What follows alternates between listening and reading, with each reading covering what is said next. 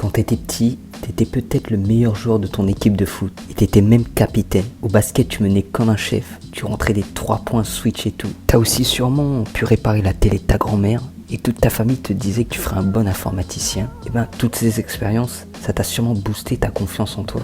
Cette confiance va commencer à s'installer, mais chez certaines personnes, elle risque de devenir démesurée, jusqu'à les faire croire qu'ils sont meilleurs que tout le monde, comme une couche épaisse qui les enveloppe tout autour et qui étouffe leur vraie personnalité. L'ego, c'est le fait de s'identifier à des choses extérieures. L'humain va capter des infos qu'il voit, qu'il va considérer comme bien vues par la société et se dire en lui-même qu'il est ces choses-là.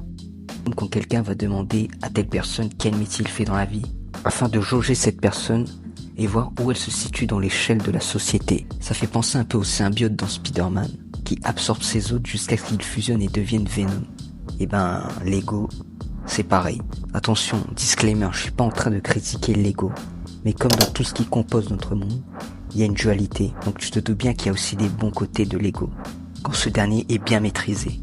Comme je l'ai dit précédemment, l'ego peut te servir dans des cas où tu as une pression. Si l'action que tu t'apprêtes à réaliser a une incidence directe sur toi ou ton environnement, comme gagner quelque chose à la fin, comme par exemple peut-être dans le cas d'un match de foot, tu vas pas laisser l'autre équipe gagner.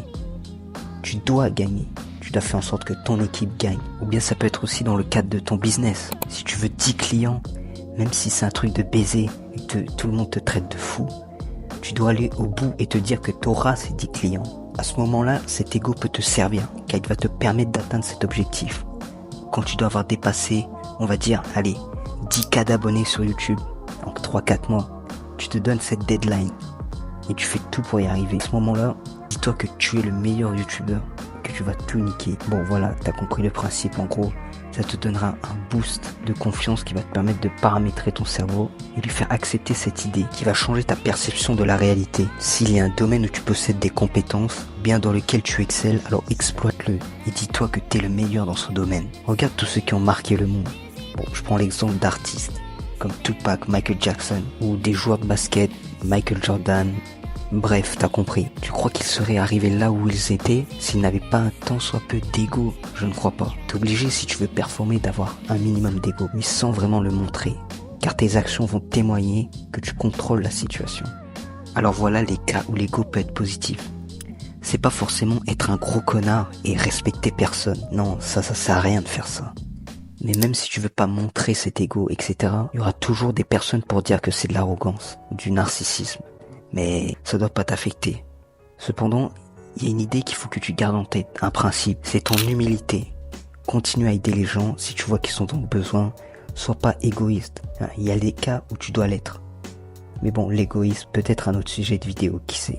Tel Gojo Satoru, avec l'énergie bleue et rouge, doit garder cet équilibre, afin de mieux dompter cet ego. Et tu feras naître cette neutralité, symbolisée par l'énergie violette. C'est ce qui va s'apparenter à la foi. La plupart des gens aiment se vanter de ce qu'ils font plutôt de ce qu'ils vont faire, mais ils le font jamais. Ça aussi c'est de l'ego. Et c'est un ego mal placé, car il est pas tangible. Donc en vrai ça sert à rien. C'est un peu un ego fantôme.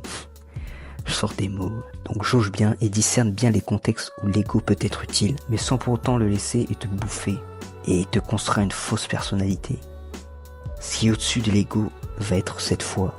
Car dans ma pensée, tout ce qui nous entoure, absolument tout, la nature, les personnes, etc., tout est régi par une force supérieure. Et c'est ta confiance que tu dois placer dans cette force. Peu importe, tu dois te laisser un peu comme l'ultra-instinct, aller sans réfléchir.